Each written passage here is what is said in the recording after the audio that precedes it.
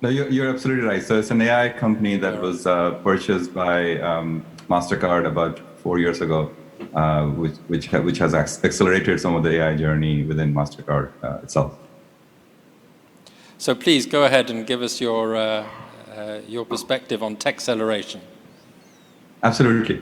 And I want to first echo the sentiment. Definitely medical innovation was absolutely necessary for us to not just fight the virus, but hopefully sort of end the suffering with the vaccine development in record time and delivering it to everybody in the world.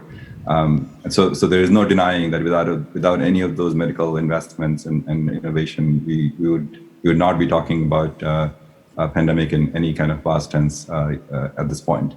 But at the same time, I also want to sort of point out is technology, as we have talked about, has also helped us.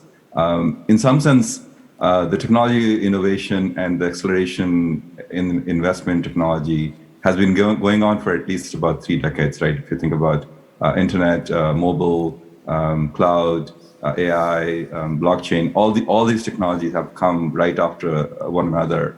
And most companies have struggled to keep up with them, but they had to, and they had to increase investment in that.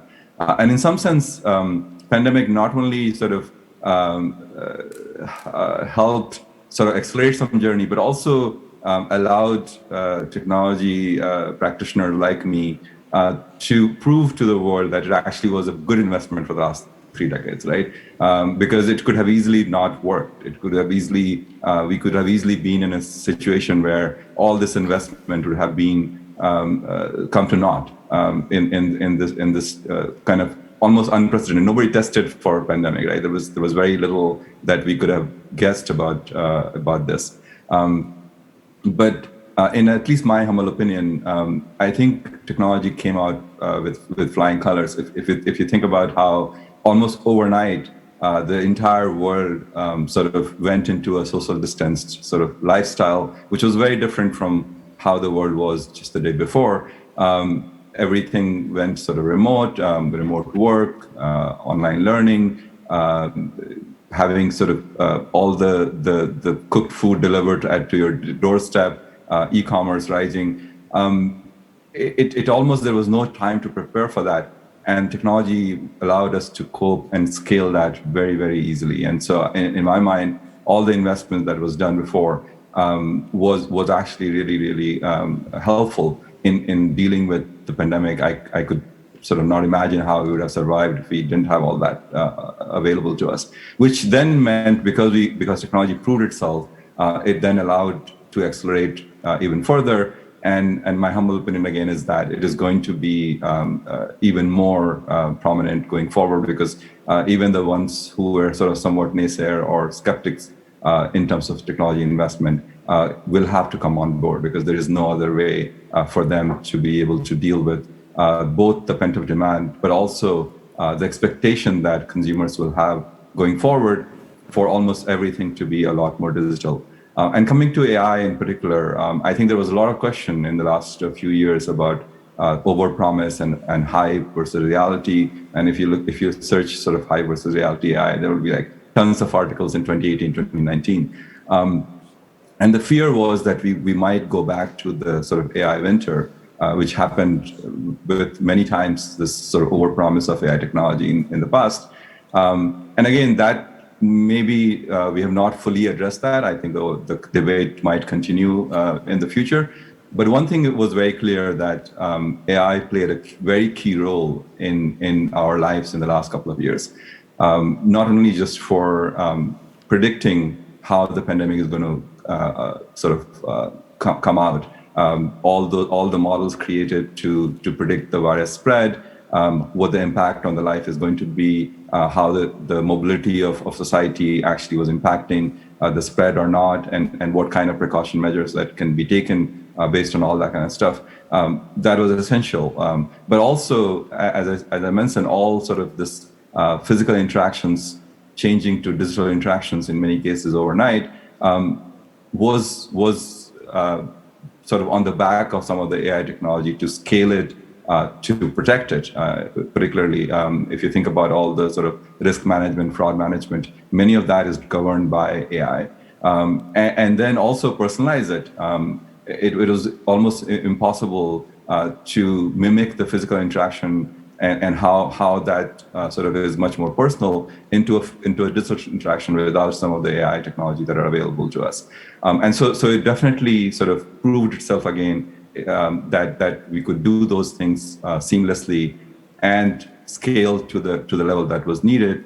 And what is going to happen is this is going to become a norm because people have realized in some very weird way, pandemic has taught us two lessons. One, the importance of physical interaction. We missed being with family, with friends, with colleagues, having sort of hallway conversation. All that was sort of missing. But at the same time, it also taught us that for many things in life, we actually don't need physical interaction. Like we don't necessarily have to go to a bank or use ATM. Many of us, I mean, at least I never went in the last 17, 18 months to a single bank or purchasing goods, right? There are a lot of things that you can purchase, even things that people didn't think about before, like clothing or shoes or things like that is something that people are much more willing to buy without sort of interacting with a shop or things like that. So sort of pandemic taught us that many interactions can be moved to digital, and it is very convenient and it can be very personalized. And so that actually is going to continue, in my opinion, post-pandemic, because they will expect the same kind of service that we were able to provide.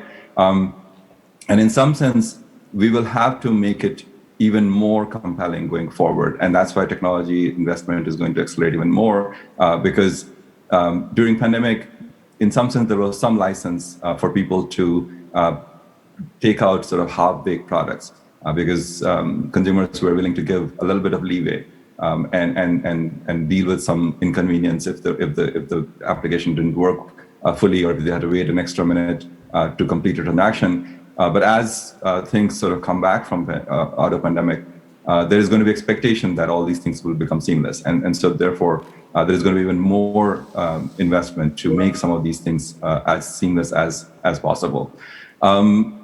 At MasterCard, we kind of have done sort of AI investment quite heavily in the last couple of decades. As I talked about, we have purchased sort of many companies that have exclusively brought AI technology to the fold.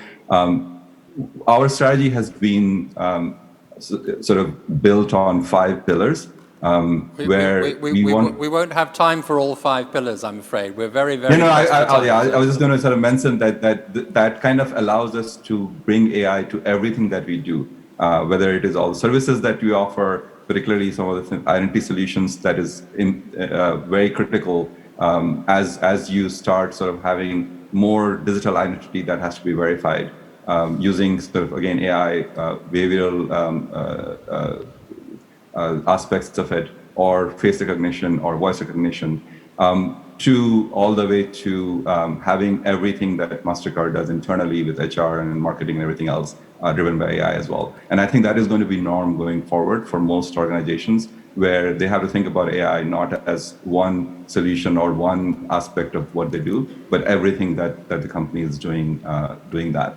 And one last point before I close is what we talked about inequities, and I completely agree about this sort of male dominance on this panel. I think that we have to sort of pay attention to that.